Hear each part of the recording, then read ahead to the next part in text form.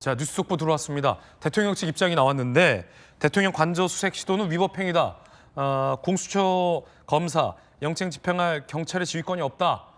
지금 공수처가 경찰 기동대를 대동하는 것과 관련해서 대통령 측에서 강한 비판을 하고 있는 대목입니다. 강제 수사는 경찰 기동대의 임무가 아니다. 영장을 집행할 거면 공수처 검사가 직접 수사관이 집행을 해야지 기동대를 대동해서는 불법이다. 경찰 기동대가 영장을 집행하면 직권남용이다. 라며 강하게 반발했습니다. 공수처 검사, 경찰 지휘권이 없다. 라는 대목인데, 자, 이 부분 어떤 부분인지 좀 김관삼 변호사님 설명을 좀 해주시죠. 영장 집행은요, 기동대가 체포영장 갖고 와서 기동대가 집행하는 게 아니에요. 결과적으로 공수처 검사가 가서 영장을 대통령에 대해서 집행을 하는 거죠. 공수처 검사에게 경찰 지휘권이 없다. 이 지적도 있던데요. 아니, 수사를 하고 그럴 때 검찰이나 경찰에 요청해서 지원을 받을 수 있도록 돼 있습니다. 이제 그렇기 때문에 검찰도 마찬가지죠. 뭐 영장 집행할 때 뭐 문제가 있으면 자체 인원 갖고도 할 수 있지만 경우에 따라서는 경찰의 도움을 받을 수 있는 거거든요. 그래서 지금 경찰이나 하는 것은 그 안에 들어가서 저런 지금 지지자들 있잖아요. 그럼 지지자들 분리시켜야 할 거 아닙니까? 그래서 뚫고 들어가고 길을 열어주면 그것도 물론 영장 집행이 하나일 수 있지만 실질적인 영장 집행의 수단이 되는 거죠. 그럼 어떻게 보면 이게 수사의 일환이기 때문에 당연히 경찰 기동대랄지 경찰 기동대가 기동대 업무 하는 건 아니잖아요. 경찰에는 업무 자체는 수사 권한이 있는 거거든요. 이제 그렇기 때문에 뭐 제가 볼 때는 대통령실에서 저렇게 말하는 건 제가 볼 때는 옳지 않다고 보고 또 하나 참 대통령이 이번에 낸 메시지를 보면 저는 이제 화가 난다랄지 분노 이런 것보다는 좀 짠하다는 생각이 들어요. 대통령이 지금 현실 파악을 좀 못하고 있구나. 근데 결과적으로 어떤 방향을 정해져 있고 가고 있는데 여기에 적어도 대한민국 대통령으로 한다고 하면 대통령으로서 이 상황에서 어떻게 할 것인가를 정말 좀 대승적 차원에서 결정을 해야 하는데 지금 관저 안에서 계속 언제까지 그렇게 있을 겁니까? 결국 영장 청구되고 세상 밖으로 나올 수밖에 없을 거예요. 근데 저 안에서 어떻게 보면 많으면 많다고 적으면 적다고 할 수 있는데 그런 사람들 메시지 보내가지고 나를 보호해달라. 영장 집행 안 되게 막아달라. 저 소리만 안 들어갔지 저 안에 다 들어가 있는 거잖아요. 우리가 대통령 권한을 행사하고 있을 때 직무정지 되기 전에 대통령실에서 수없이 많은 얘기가 흘러나옵니다. 그중에 하나가 뭐냐면 대통령이 너무나 극우 유튜브만 보면서 구구적으로 경도돼 있다 이런 얘기를 저도 수없이 들었거든요. 그런데 오늘 메시지를 딱 보니까 그게 사실이었구나를 확인하는 그런 순간이 되었던 것 같아요. 그래서 정말 실망스럽고 저러면 안 되는데 왜 저런 길로 갈까 참 안타까운 측면이 좀 있습니다. 자, 윤상현 의원이 이 지지자들에게 가서 이렇게 얘기를 했다고 합니다. 들어보시죠.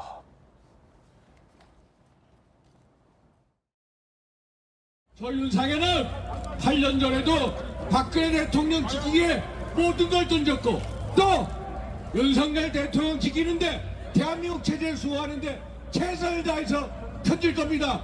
현직 대통령에 대한 체포영장 청구도 헌정사상 처음이요. 체포영장 발부도 헌정사상 처음이요. 이재명 12개 혐의에 5개 재판을 받고 있는데 이재명에 대해서는 출국금지조차 안 돼 있는데 어떻게 대한민국 대통령에 대해서 출국금지 조치를 청구해서 출국금지 조치를 시킬 수 있단 말입니까? 우리 사법부에 좌파 사법 카르텔이 작동한 거 있는 것 같아서 너무나도 마음이 아프고 통탄합니다.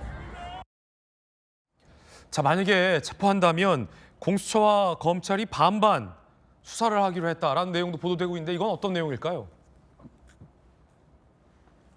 공수처 체포 시점 기준 48시간 내에 구속영장을 청구할 수 있죠. 구속영장 발부된 최장 20일간 구속이 가능하다라고 합니다.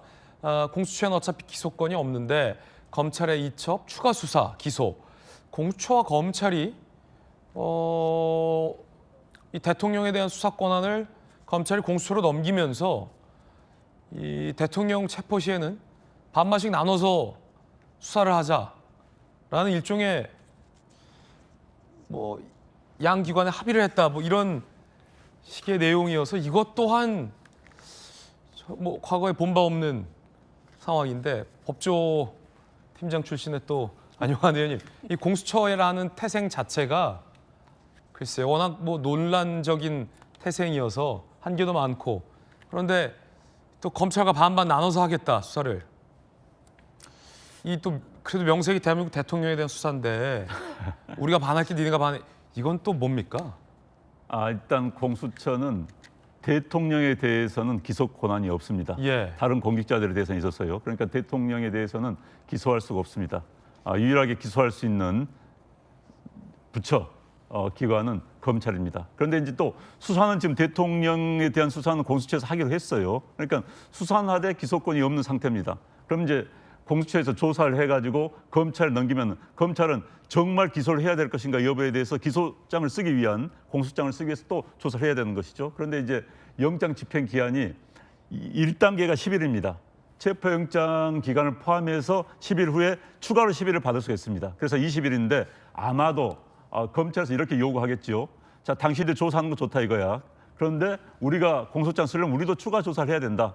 그러면 우리 그 구속영 기간을 나눠서 하자, 아마 이렇게 검찰 측에서 요구했을 가능성이 높습니다. 공수처 입장에서야 본다면 20일 다 조사하고 검찰에서 자기들 뜻대로만 기소해 주기를 바랐겠죠. 그러나 검찰은 또 검찰 나름대로 입장이 있기 때문에 그래서 그게 나눴을 것 같은데, 어찌 됐든 저는 지금 우리가 오늘 이 자리에서 이야기하고 있는 그 주제들과 이런 내용들이 너무 안타깝습니다.